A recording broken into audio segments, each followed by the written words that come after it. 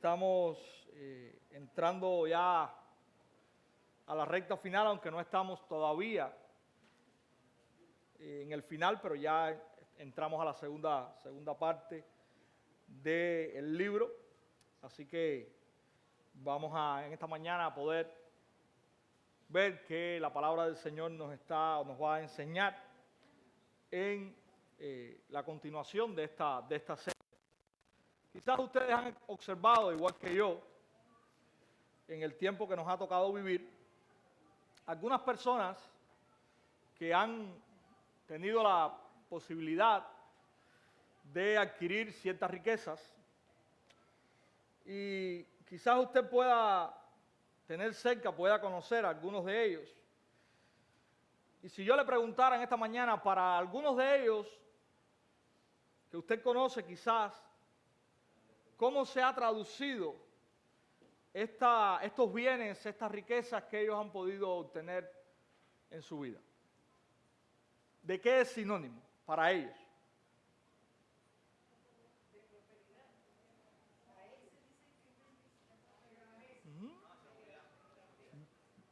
De poder, de bendición, de seguridad,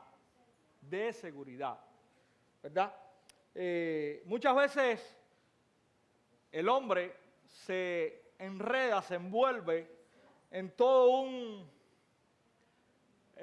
un escenario para obtener, y estas riquezas que pueden llegar a obtener en sus vidas, para ellos es sinónimo de seguridad, de tranquilidad. Algunos probablemente, si usted conversa con ellos y entra en el tema de discusión, sus riquezas, ellos pudieran decirle, bueno, estoy tratando de asegurar mi futuro, ¿verdad? Esa es una frase muy común en nuestros tiempos. Estoy tratando de asegurar mi futuro, ¿verdad? Y el de mi familia. Y pasan su vida tratando de obtener para tratar de asegurar con las riquezas lo que verdaderamente ellos no pueden asegurar. Y ellos pasan su vida, de alguna manera, perdiendo el tiempo, tratando de encontrar refugio y seguridad donde no lo van a obtener. Pero hermanos, esto no es algo de nuestro tiempo. Esto no es algo del siglo XXI, esto no es algo del posmodernismo. Si nosotros nos corremos atrás hasta el siglo VIII, y saben, estaba viendo en estos días, creo que fue el mensaje de hace 15 días atrás, y repetí varias veces siglo VII, siglo VII, siglo VII. No es el siglo VII, un error mío, es el siglo VIII. Así que si usted va conmigo en la mente hasta el siglo VIII, y no tenemos que ir al siglo VIII en la mente, lo vamos a ver hoy, usted puede darse cuenta que también en el siglo VIII la riqueza pudiera redundar en una aparente seguridad. Así estaba viviendo Israel.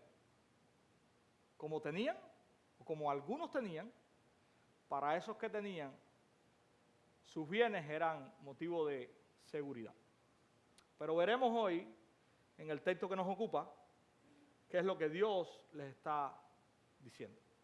Así que vamos a abrir nuestras Biblias en el libro de Amós, por supuesto, en el capítulo 6, y vamos a estar leyendo todo el capítulo 6, tiene 14 versículos. Vamos a estar hoy exponiendo estos 14 versículos del capítulo 6. Amós, capítulo 6, versículos del 1 al 14, que se resumen todo lo que nosotros conocemos en nuestra Biblia como el capítulo 6. Si usted tiene fuerza todavía, y es la tercera vez que yo se lo pido, vamos a leer la Escritura, puestos en pie. Dice la palabra del Señor: ay de los reposados en Sión y de los confiados en el monte de Samaria, los notables y principales entre las naciones, a los cuales acude la casa de Israel. Pasad a Calne y mirad, y de allí id a la gran Amad, descender luego a Gad de los filisteos. Ved si son aquellos reinos mejores que estos reinos, si su extensión es mayor que la vuestra.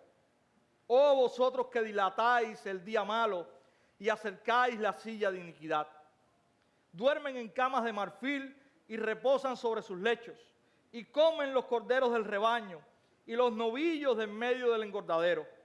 Gorjean al son de la flauta e inventan instrumentos musicales como David. Beben vino en tazones y se ungen con los ungüentos más preciosos y no se afligen por el quebrantamiento de José. Por tanto, ahora irán a la cabeza de los que van a la cautividad y se acercará el duelo de los que se entregan a los placeres. Jehová el Señor juró por sí mismo. Jehová, Dios de los ejércitos, ha dicho: abomino la grandeza de Jacob y aborrezco sus palacios, y entregaré al enemigo la ciudad y cuanto hay en ella. Y acontecerá que si 10 hombres quedaren en una casa, morirán. Y un pariente tomará a cada uno y lo quemará para sacar los huesos de casa. Y dirá al que estará en los rincones de la casa: ¿hay algún otro contigo? Y dirá: no. Y dirá aquel: calla, porque no podemos mencionar el nombre de Jehová. Porque he aquí, Jehová mandará y herirá con hendiduras la casa mayor y la casa menor con aberturas. Correrán los caballos por las peñas, ararán en ella con bueyes. ¿Por qué habéis vosotros convertido el juicio en veneno y el fruto de justicia en ajenjo? Vosotros que os alegráis en nada, que decís: ¿no hemos adquirido poder con nuestra fuerza? Pues he aquí, oh casa de Israel, dice Jehová, Dios de los ejércitos: levantaré yo sobre vosotros a una nación que os oprimirá desde la entrada de Amat hasta el arroyo del Arabá. Señor, te bendecimos una vez más y te agradecemos ahora por tener tu palabra. Yo, Dios, estamos rogándote para que tú puedas hablarnos por medio de ella, que tú puedas enseñarnos, Señor, que esta, oh Dios mío, nos haga saber de qué manera podemos realmente agradarte y de qué cosas, Señor, tenemos que alejarnos. Guíanos y edifícanos por medio de ella, que pueda ser clara, Señor, precisa, fiel la exposición y que tú puedas ayudarnos y guiarnos por medio de tu Espíritu. Oramos en el precioso nombre de Cristo. Amén. Hermanos, queremos estar en esta mañana recordando una verdad que está en este texto, y la verdad es la siguiente: nuestra seguridad única y exclusivamente está anclada en Dios. Única y exclusivamente nuestra seguridad está anclada en Dios, y Él nos juzgará si nos desviamos. Y vamos a estar en esta mañana viendo en 3 puntos, en 3 partes, este sermón. En los versos del 1 al 3 vamos a estar viendo este ay, que es la continuación del ay que vimos la semana pasada, esta palabra que indica lamento, que indica luto, que indica duelo por el estado del pueblo de Dios. Vamos a estar viendo este ay que habla acerca de esta falsa seguridad del pueblo. Vamos a estar viendo cómo es que están viviendo estos falsamente seguros. Y vamos a estar, en tercer lugar, viendo cuál será el juicio que Dios va a traer sobre estos falsamente seguros. Y así le puse a este sermón por título: ay de los falsamente seguros. En primer lugar, vamos a estar en los versículos del 1 al 3, como les decía, viendo este ay sobre esta falsa seguridad. Comienza este texto nuevamente con este lamento sobre ahora los principales de Israel. Si usted lee lo que tenemos en el versículo 1, hay una repetición, hay un paralelismo, y esto es muy dado en la profecía y en la poesía hebrea.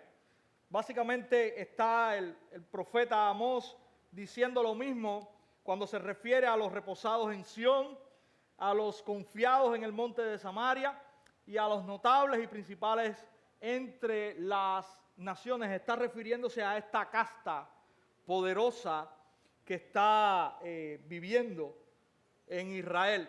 Él está diciendo que esta casta supuestamente está confiada, está tranquila. Ellos se sentían seguros, ellos pensaban que todo está bien. Si usted le preguntaba a este grupo de personas en este tiempo en Israel, esta pregunta muy común de nuestro tiempo, ¿cómo va la cosa? Posiblemente la respuesta de cualquiera de ellos fuera, todo bien, no hay problema, todo está bien. Así ellos estaban viviendo, ellos no tenían la más mínima convicción aparentemente de su pecado o su realidad. Y cuando usted mira el contexto, y ya hemos estado por varias semanas en ellos, ellos estaban de alguna manera viviendo despiadadamente. Ellos estaban disfrutando una prosperidad, y usted ve esto en el contexto de la historia del rey Jeroboam II, pero ellos están viviendo despiadadamente entre ellos mismos. Esto es tremendo. Vez tras vez, en todo el libro, Dios está anunciando juicio para su pueblo si ellos no se vuelven a Él. Usted va a estar viendo, o hemos estado viendo esto vez tras vez en todos los capítulos. Dios los ha llamado a reflexionar, Dios los ha llamado a arrepentirse, Dios los ha llamado a volverse a Él, pero sin embargo, ellos no lo han hecho. ¿Cuál será el fin de ellos? Miren lo que dice el versículo 3. Interesante. Oh vosotros que dilatáis el día malo y acercáis la silla de iniquidad. Si usted lo lee en la Biblia en las Américas, usted va a tener una idea más clara de lo que el profeta está diciendo aquí. Ellos están seguros que el juicio no les va a alcanzar. Ellos dicen, vamos a continuar haciendo lo que estamos haciendo. Nosotros estamos libres del juicio. No hay ninguna señal de que los tiempos son malos. Estamos prosperando. Tenemos riquezas. No estamos en guerra. Estamos disfrutando la paz. Así que todo va bien. Sigamos, por ende, haciendo lo que estamos haciendo. Pero el profeta les está recordando que su modo de actuar precisamente está apurando el juicio de Dios. El profeta les está diciendo, ¿cómo ustedes piensan que el juicio no va a llegar si lo que ustedes están haciendo está apurando ese juicio? Eso es lo que el versículo 3 está diciendo. Y en la Biblia de las Américas usted lo va a ver como una pregunta. Precisamente esa es la pregunta. ¿A quién se le ocurre pensar que Dios no va a tomar cartas en el asunto si ustedes, con lo que están haciendo, con la manera en que se están comportando, están invitando a que Dios les juzgue? Y esta es la palabra que el profeta dice en el verso 3 para tratar de que el pueblo de Dios entienda. El juicio de Dios va a venir a ustedes porque ustedes están llamando a ese juicio. Por sus acciones ustedes están de alguna manera apresurando que el juicio de Dios llegue. Dios no va a permanecer indolente, de hecho no lo está haciendo. La advertencia de Dios para con su pueblo no significa que Dios ha estado indolente. No significa que Dios ha estado ajeno para con ellos. Significa que Dios les está advirtiendo en su paciencia. Pero significa que irremediablemente ese juicio va a venir. Porque ellos, en vez de apartarse de lo que están haciendo, ellos están llamando al juicio de Dios para ellos. Y eso es lo que el profeta está diciéndoles. El profeta les está advirtiendo además en el verso 2. Y les está diciendo, vean a estas 3 ciudades. Ciudades importantes en su tiempo. Ciudades que también fueron juzgadas. Y que ahora ya no son ni los restos de lo que era. Dios le está diciendo, mírense en ese espejo. Mis hermanos, lo que tenemos acá en el verso 2 y el verso 3 también es una advertencia. Aun cuando el juicio es seguro, Dios conoce el corazón del pueblo. Aún todavía en el capítulo 6 hay una advertencia fuerte para el pueblo de Dios. Cuando el corazón del hombre está lejos de Dios, cuán distorsionada puede ser su percepción de la realidad. Si usted no está en sintonía con Dios, su percepción de la realidad puede ser completamente distorsionada. Esta gente no tenía ni idea de lo que verdaderamente está sucediendo. Ni idea. Para ellos todo estaba bien, ellos estaban seguros, su prosperidad iba en aumento, Dios juzgaría a todo el mundo, Dios los vengaría de todo el mundo y ellos reinarían por siempre. Dios les está diciendo, no, yo voy a tomar cartas en el asunto y yo les voy a juzgar. Así que nosotros cuando miramos al mundo de hoy, mis hermanos, y vemos también una mirada distorsionada de la realidad, lo que vale es lo que pueda obtener en aquí y ahora. Si tengo, eso me va a ofrecer seguridad. Los bienes materiales solucionan todas las cosas. Quizás si vivo en otro lugar, todo se va a resolver. Cuando nosotros entendemos la realidad de la Escritura y entendemos que solamente en Dios puede encontrar y puede el hombre experimentar su seguridad. Y vemos a un mundo que se trata de sostener de cualquier cosa. Nuestro llamado es a predicar el Evangelio. Y nuestro llamado es a decirle a las personas, hoy tienes, mañana quizás no. Mañana quizás estés en otro lugar, quizás estés en el mismo lugar. Tu confianza tiene que estar únicamente en Dios. Y lo único que puede traer paz y seguridad a tu alma es Dios. Es por eso que la predicación del Evangelio es la única salida para los corazones de los seres humanos. El Evangelio es la única salida para los seres humanos. El encontrar refugio en Dios es la única salida para que usted, en medio de la situación en la cual usted se encuentre, pueda experimentar seguridad y paz. Él me sostendrá.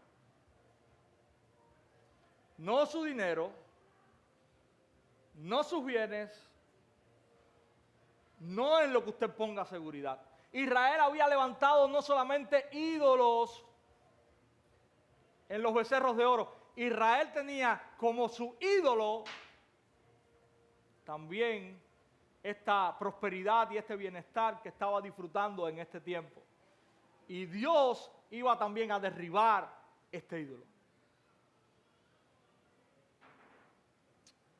Mis hermanos, y ahora para nosotros, nuestro corazón tiene que ser guiado todos los días a descansar en Dios. No en lo que tengo, no en lo que dejo de tener, no en lo que pudiera tener mañana, en Dios. Solamente en Dios, dice el salmista, está callada mi alma. El Salmo 131 es una joya para nosotros. ¿Usted sabe lo que es acallar? No, acallar, no callar. Acallar es estar saciado. Cuando usted lee el Salmo 131, usted se da cuenta de que el salmista dice, solamente en Dios está callada mi alma, saciada. Y en el verso 2, él la compara como el niño recién nacido Cuando termina de ser amamantado, ¿cómo termina ese niño? Así mismo, mi hermano, así mismo. Así, saciado. Y el salmista está diciendo, eso solamente lo vamos a poder encontrar en Dios. Y es interesante, el salmista termina en el verso 3 y este salmo tiene 3 versículos nada más. Es pequeñito. Diciendo, confía en Dios, oh Israel. Y este salmista es David. David está escribiendo este salmo. Y yo le decía la semana pasada a los estudiantes del seminario, estábamos viendo el salmo, y yo le decía, qué interesante, este salmo no lo escribe cualquiera. Este salmo lo escribe David. ¿Y quién era David? El rey de Israel. Él está diciéndole, yo he experimentado eso. Pueblo de Dios, ustedes tienen que experimentar eso. Y nuestra alma, mis hermanos, si no está satisfecha en Dios, no va a estar satisfecha en nada.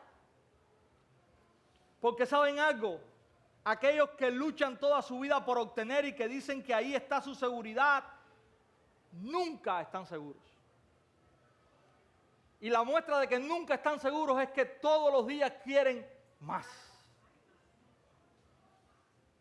Pero cuando usted tiene a Dios, todos los días usted está seguro de que usted no necesita nada más. Porque usted está verdaderamente seguro. Mis hermanos, necesitamos pedirle al Señor que nos ayude a examinar nuestros corazones todos los días. Porque es muy fácil tomar otros caminos. Recuerden que nosotros somos muy buenos edificando ídolos. Así que nuestra oración debiera ser, Señor, ayúdame y enséñame a estar satisfecho y saciado en ti y no en nada más. Que nuestra confianza y nuestra esperanza esté nada más que en ti. Llévame siempre a caminar sabiendo de que tú eres suficiente para todo lo que yo aspiro en la vida, todo lo que soy. Ayúdame a estar completamente convencido de que en ti estoy completo. Esa debe ser nuestra oración, mis hermanos. No podemos perder de vista esta gran verdad. No podemos comenzar a descansar y a anhelar otras cosas, porque solamente en Dios nuestra alma tiene que estar acallada. Y cuando quitamos nuestra mirada de allí y cuando comenzamos a poner nuestro descanso y nuestra esperanza en otras cosas, eso es ofensivo para con Dios. Eso es idolatría. ¿Ok? Entonces, que podamos estar satisfechos en Dios, eso es lo que aquí el autor bíblico está recriminándole al pueblo de Dios. Y yo quiero terminar este punto diciendo algo.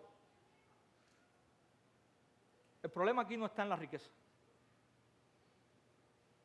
El problema aquí está en la seguridad que está en el corazón del pueblo de Dios, en esa riqueza. La riqueza nunca es el problema. El problema es el corazón del hombre, en cómo trata, en cómo vive, en cómo toma esa riqueza. Si usted usa la riqueza correctamente para bendecir el pueblo de Dios, si usted toma la riqueza para agradecer a Dios porque Él es el autor y el dador de su riqueza, ahí no hay problema. Amós no está, y Dios, por ende, no está juzgando la riqueza. Dios está juzgando el corazón de su pueblo, que lo ha quitado a Él y ha puesto a la riqueza. Eso es lo que está incorrecto aquí. ¿Cómo están viviendo esta gente? Versos del 4 al 6, miren qué imagen tan glamurosa. Duermen en camas de marfil y reposan sobre sus lechos, y comen los corderos del rebaño y los novillos de en medio del engordadero. Gorjean al son de la flauta e inventan instrumentos musicales como David. Beben vino en tazones y se ungen con los ungüentos más preciosos. Pero usted sabe lo que no hacían. No se afligen por el quebrantamiento de José. La imagen que se nos presenta ahora en estos versículos es la imagen de la opulencia en su máxima expresión. Déjeme decirle, quizás no tengamos mucha idea de lo que el profeta está diciendo aquí. Esta gente está en las camas más caras que usted ha podido hacer. No tenían necesidad de ello, pero la opulencia, lo que había en su corazón, los había llevado a estas cosas. Déjeme decirle que comer carne para el israelita promedio no era algo muy común. Pero esta gente no solamente están hartándose de carne, sí, yo sé lo que dijeron por ahí, hartándose de carne, sino que están tomando de la mejor carne para comer. Esta gente no están bebiendo vino en tazas, sino que están cogiendo los jarrones, literalmente, y están... La imagen que tenemos acá es una imagen de todo superlativo. Y así estaba viviendo esta fracción del pueblo de Dios. Pero usted sabe cuál es el punto principal. Es el último fragmento del versículo 6. A ellos no les interesaba el que estaba al lado de él.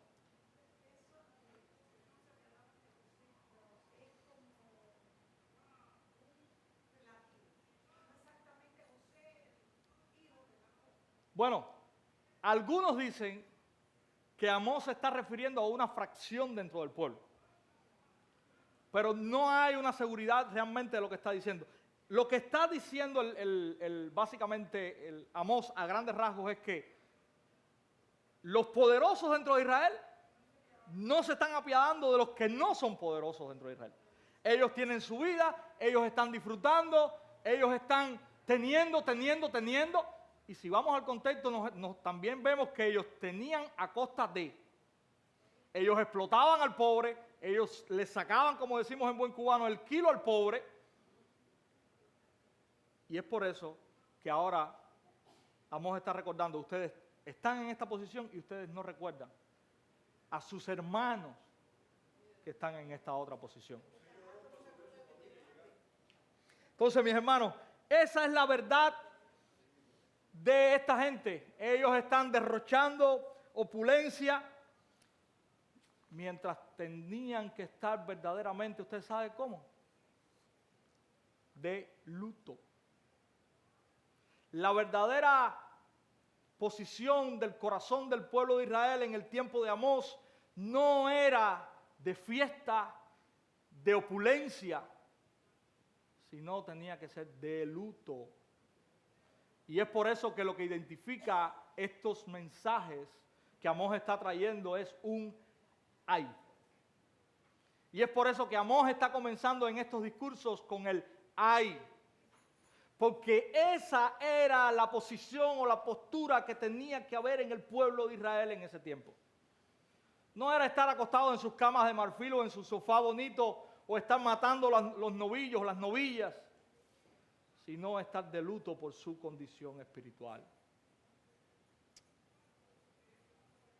Hermano, el verso 7 posiblemente es el verso más importante.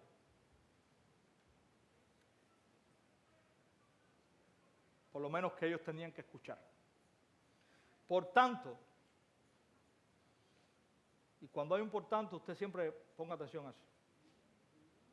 Ahora irán a la cabeza de los que van a la cautividad y se acercará el duelo de los que se entregan a los placeres. Dios comienza en el versículo 7 a hablar del juicio de estas personas. Y Él está diciendo, ustedes son los primeros en el pueblo, ustedes son los superiores en el pueblo, ¿verdad? Su riqueza les ha hecho superiores a los demás. Bueno, pues ustedes también serán los primeros en irse al cautiverio. Como son los primeros ahora, también serán los primeros cuando yo venga en juicio sobre ustedes. Esa es la figura que nos presenta Amós en el verso 7 Esa es la amonestación fuerte que hace el profeta y que hace Dios mismo a su pueblo en el verso 7. Así como ahora están siendo los primeros en opulencia, serán los primeros en agonía cuando yo traiga el juicio sobre ustedes. Todo en lo que ustedes confían yo lo voy a quitar. Dios le está diciendo, vamos a ver lo que dice el verso 8 en adelante. Jehová el Señor juró por sí mismo. Cuando usted escuche eso en la Biblia, preste atención. Jehová el Señor juró por sí mismo. Jehová Dios de los ejércitos ha dicho, abomino la grandeza de Jacob y aborrezco sus palacios y entregaré al enemigo la ciudad y cuanto hay en ella. Todo lo que ustedes tienen, sus palacios, sus grandes casas, todo será barrido cuando yo le entregue su vida a su enemigo. Y acontecerá que si 10 hombres quedaren en una casa, morirán. No solamente hay destrucción material en este juicio, sino que también hay destrucción de las personas. Dios está diciendo, en mi juicio yo destruiré su confianza, pero los destruiré también a ustedes. Y miren qué imagen esta. Y un pariente tomará a cada uno y los quemará para sacar los huesos de casa. Punto aquí. Posiblemente nunca, jamás a un israelita lo quemaran.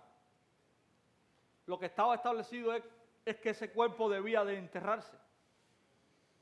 Y la imagen que nos está presentando Amós aquí es de tanta devastación que dicen algunos que no hay tiempo para enterrar.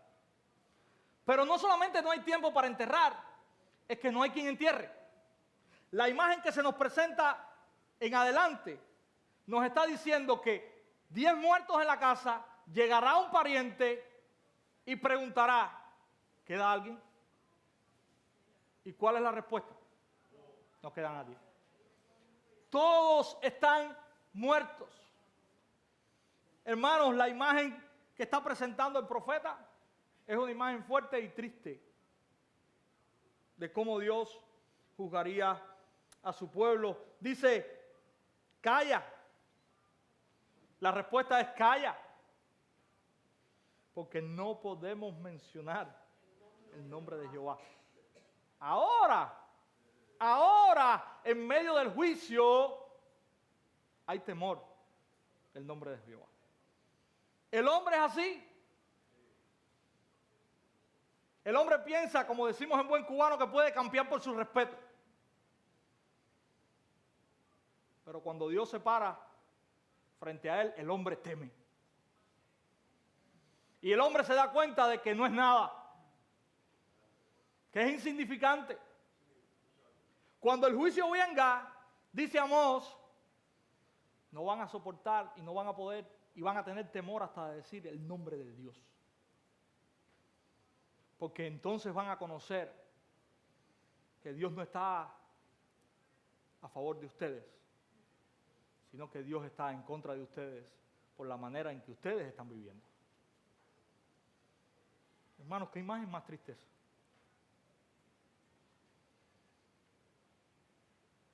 Del pueblo que se está hablando aquí. No es de un pueblo extraño.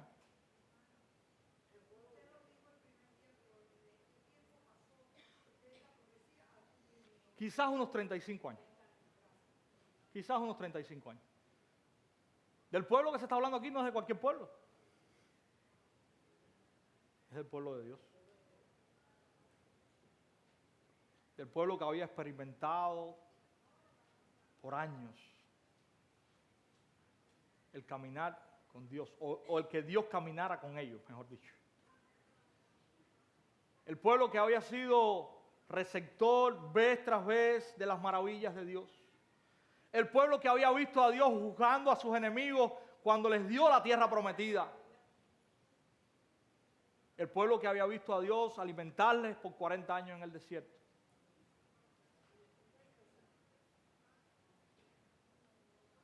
Qué fatuidad tan grande la del hombre pensar que puede rebelarse contra Dios.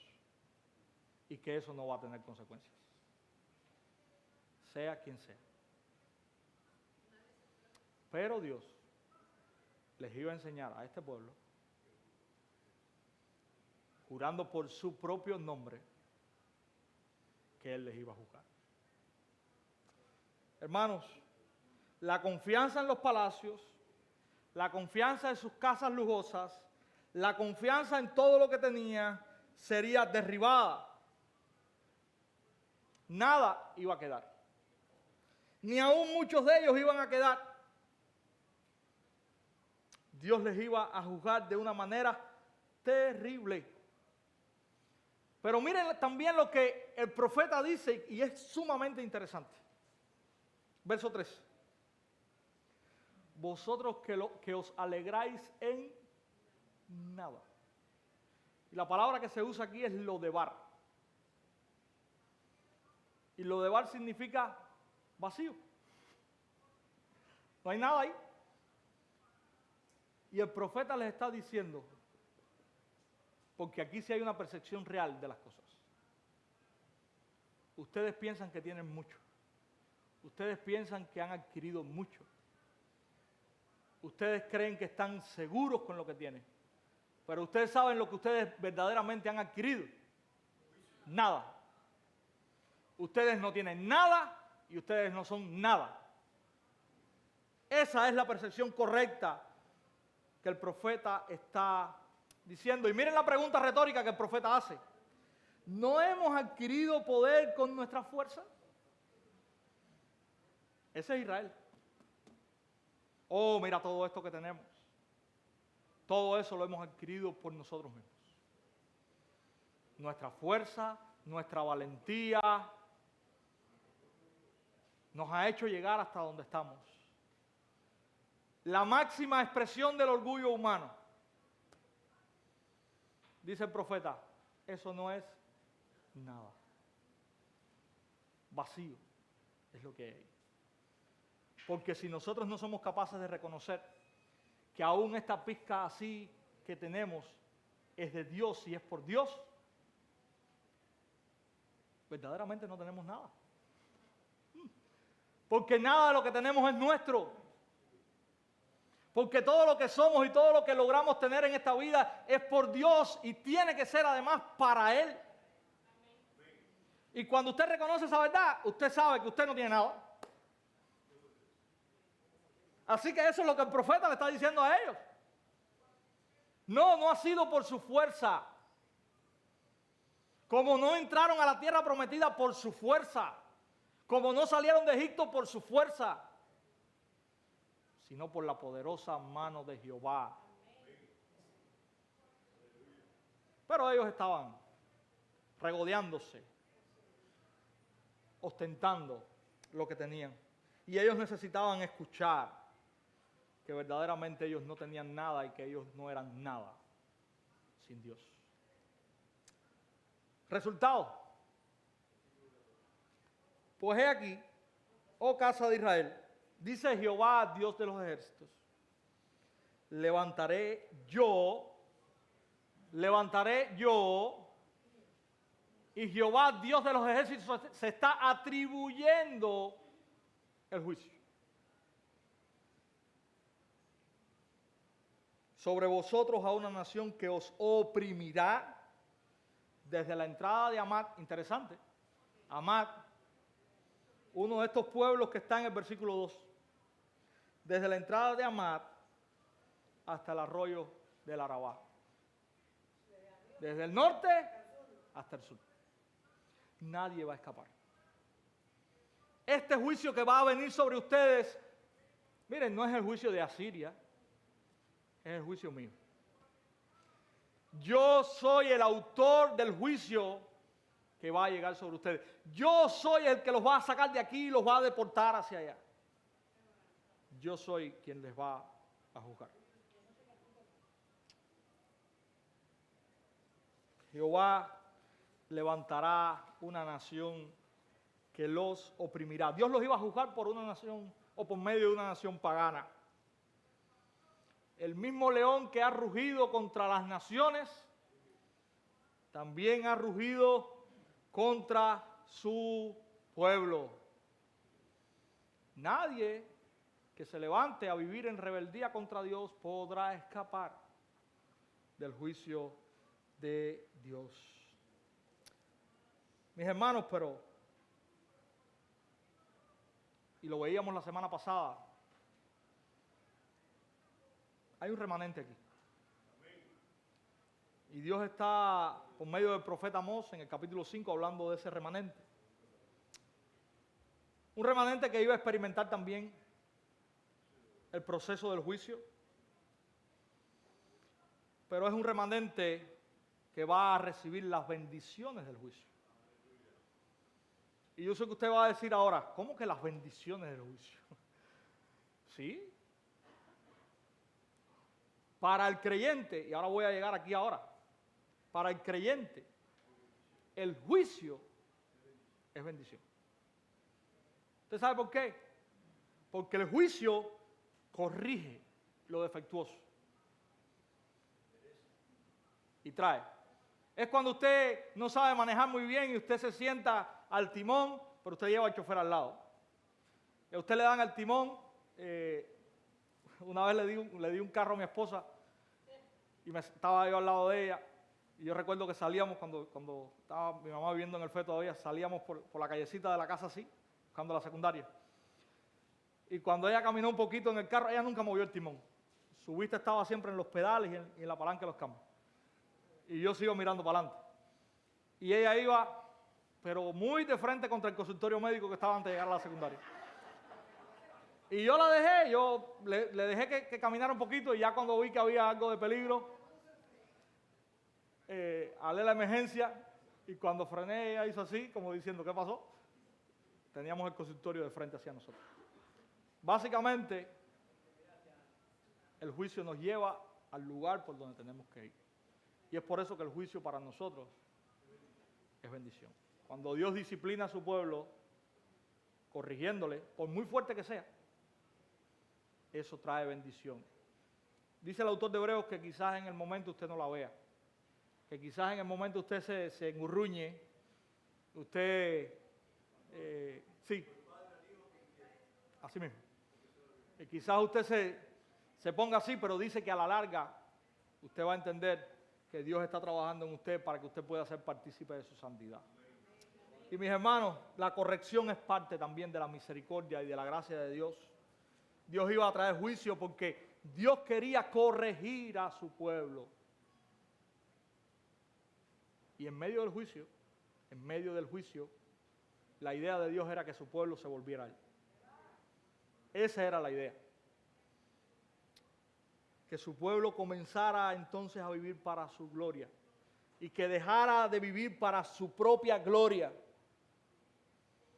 Eso era lo que Dios estaba esperando de su pueblo. ¿Dónde está nuestra seguridad? El Señor permita. El Señor permita que esté en Cristo, porque si no está en Cristo, usted no tiene seguridad ninguna. Todas las pirámides y las columnas, todas sus camas de marfil y sus palacios, mañana pueden ser derrumbados. Porque Dios quiere que su seguridad esté únicamente en Él. ¿Hacia dónde necesitamos continuamente mirar? A Jesús. Pero no solamente cuando estemos aquí, también cuando estamos aquí. Porque quizás usted pueda decir, bueno, pero este sermón para Cuba, no, ese sermón, mira, vamos a darlo en otro lugar. Pero en Cuba hoy, camas de marfil, lo mejor del ganado. No, pero es que nosotros necesitamos confiar en Dios no solamente cuando estamos aquí, sino también cuando estamos en necesidad, cuando estamos en escasez, cuando estamos en aflicción. También necesitamos aprender de que nuestra seguridad está en Dios. Porque cuando estamos en aflicción y cuando estamos en necesidad, anhelamos estar aquí. Y pensamos que cuando estemos aquí, todos los problemas están resueltos. Y no es así. Es por eso que nosotros también necesitamos aprender de este texto. Si tienes, Dios y únicamente Dios es tu seguridad. Si no tienes, Dios y únicamente Dios es tu seguridad. Y si tu mirada está fuera de ahí, vas a estar inseguro toda tu vida. Y Dios en su misericordia, en algún momento, si eres su hijo, te lo hará saber. Dios se lo iba a hacer saber a este pueblo por medio del juicio. Recordemos, mis hermanos, entonces la verdad, nuestra seguridad está únicamente anclada o debe estar únicamente anclada en Dios. Y Él nos va a juzgar si nosotros nos desviamos. Nuestra seguridad debe estar anclada únicamente en Dios y Él nos juzgará si nos desviamos. Que el Señor nos ayude a todos los días recordar esta verdad. Que el Señor nos guíe, que el Señor nos bendiga.